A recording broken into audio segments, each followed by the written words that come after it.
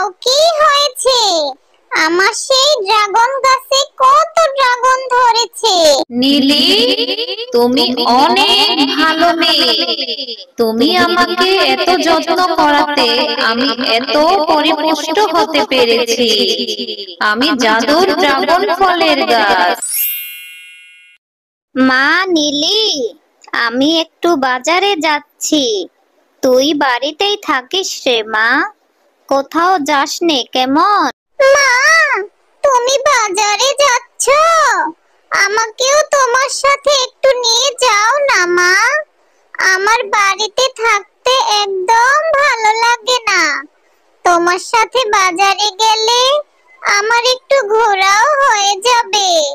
অনেক দিন হলো কোথাও ঘুরতেও যাই না। তুই বাজারে যাবি আমার সাথে, কিন্তু তুই আমার সাথে বাজারে গেলে যে এইটা ওইটা খেতে চাইবি, আর আমার কাছে বাজার করার মতোই তেমন কোনো টাকা নেই। তাই তখন যে আমি তোকে কিছুই কিনে দিতে পারবো না। তুই বাড়িতেই থাক নীলি। না মা, আমি তোমাকে কথা দিচ্ছি, আমি তোমার কাছে কিছুই চাইবো না। হ্যাঁ, হয়েছে। আমি তোকে ভালো করেই চিনি তুই কেমন। একদম জেদ করবি না বলে দিলাম। আমি গেলাম, থাক তুই এখানে। আর হ্যাঁ, একদম কোথাও যাবি না। মা তো আমার নানি চলে গেল। এখন আমি একা একা বাড়িতে কি করব? আর মা তো কোথাও যেতে মানা করেছে, কিন্তু তাতে কি, মা তো চলে গেছে। আমি বরং রোজাদের সাথে একটু খেলা করে আসি। আরে, এইটা কি? এ তো দেখছি একটা ড্রাগন ফলের গাছ। দেখে তো মনে হচ্ছে গাছটা প্রায় আধমরা হয়ে গেছে। আর কিছুক্ষণ এইখানে থাকলে গাছটা তো মারা যাবে। আমি বরং এক কাজ করি, এই গাছটাকে নিয়ে আমাদের উঠোনে রোপণ করি। এতে গাছটাও বেঁচে যাবে, আর আমিও ড্রাগন ফল খেতে পারবো।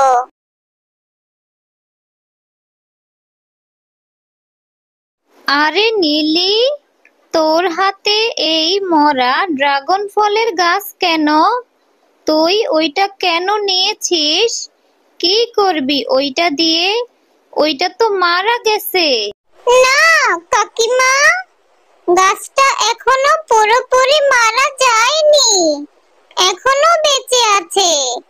আসলে আমি ওইখান দিয়ে যাচ্ছিলাম, তখন ওই গাছটাকে দেখতে পেলাম এইখানে পড়ে আছে, তাই নিয়ে নিলাম। ওকে আমাদের উঠোনে রোপণ করব, তাহলে আর মরবে না। জানি না কে ওকে এইভাবে তুলে ফেলে দিল। আরে নীলি, এই গাছটা আমি আজকে সকালে আমাদের বাগান পরিষ্কার করার সময় তুলে ফেলে দিয়েছি। প্রায় মরে গেছে। ওকে রেখে কোনো লাভ হবে না তাই। কাকিমা, তুমি ওকে এইভাবে ফেলে না দিয়ে যদি একটু যত্ন করতে, তাহলে তো আবার সতেজ হয়ে উঠতো। আরে, এই মরা গাছের যত্ন করে আমার কি লাভ হবে শুনি?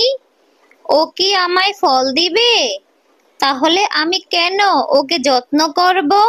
কাকিমা, গাছ আমাদের ফল না দিলেও গাছ আমাদের অনেক উপকার করে। গাছ আমাদের অক্সিজেন দেয়। এর থেকেও বড় উপকার আর কি আছে কাকিমা? আরে, আমি তো এটাই বুঝতে পারছি না। এই সামান্য গাছের জন্য তোর এত দরদ লাগছে কেন? ও, তোরা তো আবার গরিব।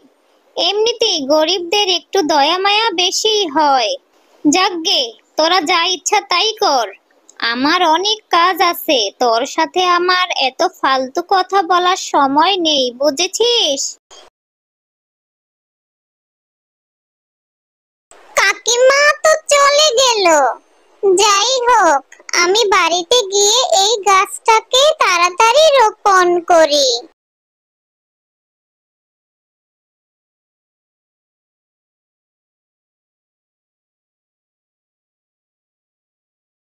কি রে নীলি, এইখানে দাঁড়িয়ে পানি দিচ্ছিস কেন? কি রোপণ করেছিস এইখানে? আরে এ তো দেখছি একটা মরা ড্রাগন ফলের গাছ। এই মরা গাছটা তুই কোথায় পেয়েছিস? আর এইখানে কেন রোপণ করেছিস? মা, আমি চারা গাছটা রাস্তায় কুড়িয়ে পেয়েছি। ও আর কিছুক্ষণ থাকলে পুরোপুরি মারা যেত, তাই আমি ওকে এখানে এনে রোপণ করেছি। তুমি দেখো, এই গাছটা বড় হয়ে গাছে অনেক ড্রাগন ফল ধরবে, আর তখন আমি মজা করে ড্রাগন ফল খাবো। আরে রুমা, কি বলছিস তুই এইসব? মাথা খারাপ হয়ে গেছে নাকি? মরা গাছ নাকি বড় হবে, আবার সেই গাছে ফল ধরবে? মেয়েটার মাথা একেবারেই গেছে মনে হয়। আরে না, তুমি এইভাবে কেন বলছো? যখন এই গাছে ফল ধরবে তখন তুমি বিশ্বাস করবে। আচ্ছা মা, তুমি তো বাজারে গিয়েছিলে, বাজার কোথায়? বাজার থেকে তো আমি কখন চলে এসেছি। এসে দেখি তুই বাড়িতে নেই, তাই তোকে খুঁজতেছিলাম। কোথায় গিয়েছিলি তুই? তোকে বা বলছিলাম কোথাও না যেতে। মা, আমার একা একা বাড়িতে ভালো লাগছিল না, তাই তো একটু খেলতে গিয়েছিলাম। আর তোমাকে তো বলেছিলাম তোমার সাথে নিয়ে যেতে, কিন্তু তুমি নিলে না। হয়েছে, সব দোষ তো শুধু আমার। এইবার ঘরে আয়, অনেক হয়েছে পানি দেওয়া।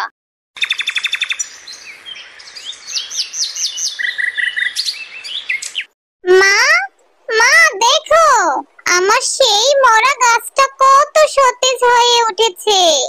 দেখো, খুব তাড়াতাড়ি এই গাছে ফলন হবে। আরে হ্যাঁ, তাই তো দেখছি। আমি তো প্রথমে ভেবেছিলাম এই গাছটি হয়তো মারাই যাবে, কিন্তু এখন তো দেখে মনে হচ্ছে তোর কথাই সত্যি হবে। আচ্ছা, এই তুই গিয়ে পুকুর থেকে একটু জল নিয়ে আয় তো। আমি রান্না বসিয়েছি, রান্না ফেলে যেতে পারবো না। আচ্ছা ঠিক আছে মা।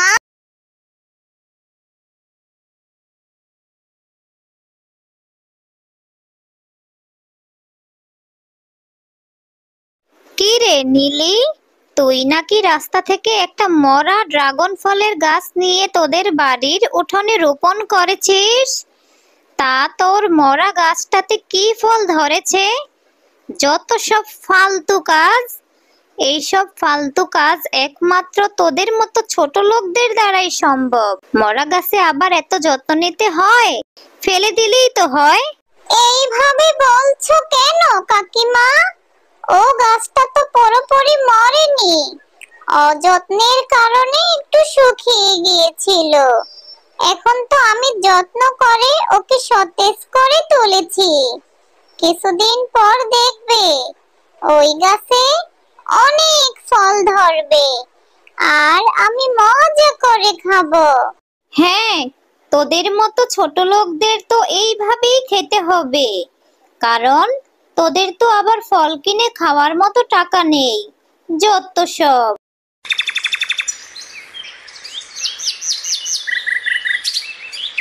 মা, মা দেখে যাও কি হয়েছে। আমার সেই ড্রাগন গাছে কত ড্রাগন ধরেছে। আরে ও মা! আরে মিনা, সত্যি সত্যি তো দেখছি এই গাছে অনেক ফল ধরেছে, আর ফলগুলো কত সুন্দর বড় বড়। দেখেই মনে হচ্ছে খেতে অনেক মিষ্টি হবে। নীলি, তুমি অনেক ভালো মেয়ে। তুমি আমাকে এত যত্ন করাতে আমি এত পরিপুষ্ট হতে পেরেছি। আমি জাদুর ড্রাগন ফলের গাছ। আমার এই গাছে সারা বছর ফলন হবে। এই গাছের ফল কখনোই শেষ হবে না। তুমি যত ইচ্ছে তত ফল খেতে পারবে, আর এই ফল বাজারে বিক্রি করতে পারবে। তোমাদের আর কোনো অভাব থাকবে না। তুমি সত্যি বলছো জাদুর ড্রাগন ফলের গাছ? সত্যি এই গাছে সারা বছর ফলন হবে?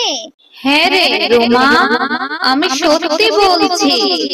মা নীলি, তুই আমাকে ক্ষমা করে দে। আমি তো সবার মতো তোকে ভুল বুঝেছি। আর আল্লাহ, তোমার কাছে লাখো কোটি শুকরিয়া।